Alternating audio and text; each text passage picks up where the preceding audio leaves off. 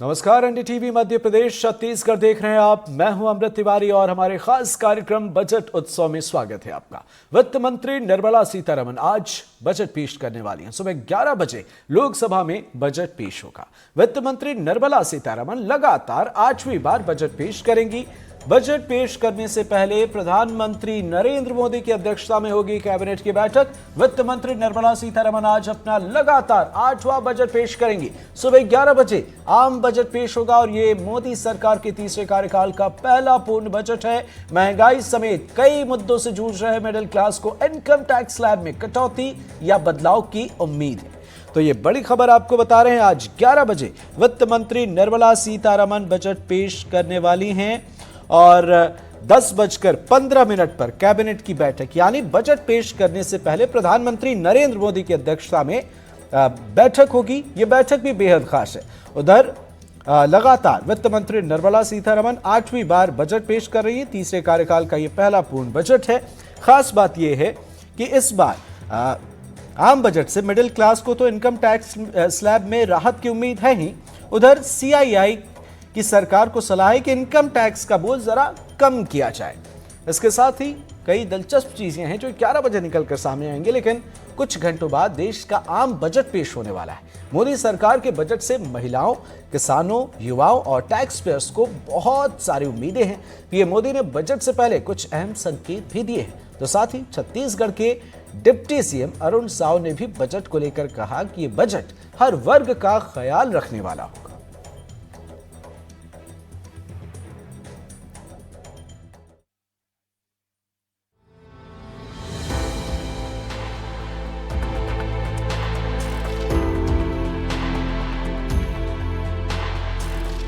शनिवार को पेश होने वाले आम बजट पर अब हर किसी की नजरें टिकी हुई हैं। देश का किसान खेती किसानी के लिए सौगातों का इंतजार कर रहा है, तो वहीं महिलाओं को महंगाई से कुछ राहत की उम्मीद है। व्यापारी टैक्स में छूट की आस लगाए बैठे हैं, तो वहीं टैक्स पेयर्स को आशा है कि अब की बार उनका इनकम टैक्स का स्लैब बढ़ाया जाएगा ताकि उसकी जेब में भी चंद पैसे बचे। नई कार, बाइक, टीवी लेने के इच्छुक लोग भी बजट से उम्मीदें लगाए बैठे हैं और लगातार गिर रहे शेयर मार्केट के निवेशक भी उम्मीद कर रहे हैं कि बजट में केंद्रीय वित्त मंत्री निर्मला सीतारमण कुछ ऐसा ऐलान करें कि मार्केट फिर हरा हो जाए। बजट पेश होने से पहले पीएम मोदी ने कहा कि उनकी सरकार मिशन मोड पर चल रही है ताकि हर देशवासी का विकास तेजी से किया जा सके। इस दौरान पीएम मोदी ने III का फॉर्मूला भी बताया। तो साथ ही पीएम मोदी ने कहा कि इस सत्र में ऐसे फैसले किए जाएंगे जिससे नारी शक्ति का गौरव बना रहे। तीसरे टर्म में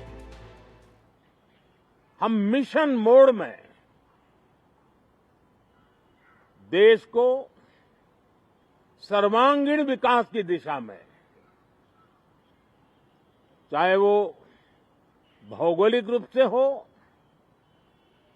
सामाजिक रूप से हो या आर्थिक भिन्न भिन्न स्तर के संदर्भ में हो, हम सर्वांगीण विकास के संकल्प को लेकर के मिशन मोड में आगे बढ़ते जा रहे हैं। इनोवेशन, इंक्लूजन और इन्वेस्टमेंट, ये लगातार हमारे आर्थिक गतिविधि के रोड मैप का आधार रहा है। इस सत्र में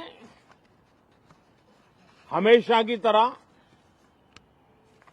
कई ऐतिहासिक बिल पर सदन को चर्चा होगी और व्यापक मंथन के साथ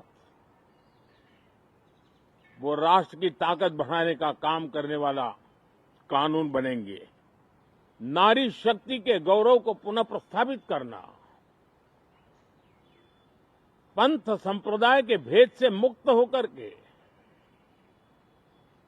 हर नारी को सम्मानपूर्ण जीवन मिले, उसको भी समान अधिकार मिले, उस दिशा में इस सत्र में कई महत्वपूर्ण निर्णय लिए जाएंगे। एक तरफ पीएम ने बजट से पहले देशवासियों की आशाएं बढ़ाई हैं, तो वहीं छत्तीसगढ़ के डिप्टी सीएम अरुण साव ने भी कहा कि देश को बजट से बहुत उम्मीदें हैं।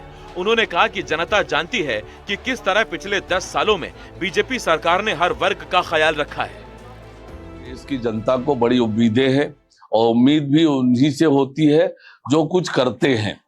और पिछले 10 सालों में जनता में जो विश्वास जगा है नरेंद्र मोदी जी के नेतृत्व वाली सरकार का, कैसे एक एक वर्ग की उन्होंने चिंता की है, हर एक वर्ग की, आम लोगों के जीवन को आसान बनाने का काम, सुलभ बनाने का काम, सरल बनाने का काम योजनाबद्ध ढंग से प्रधानमंत्री माननीय नरेंद्र मोदी जी के नेतृत्व में हो रहा है।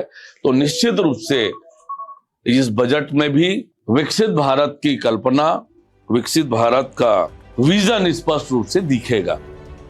मोदी 3.0 का बजट 1 फरवरी को पेश किया जाएगा। ऐसे में माना जा रहा है कि इस बजट का असर छत्तीसगढ़ के बजट पर भी पड़ेगा।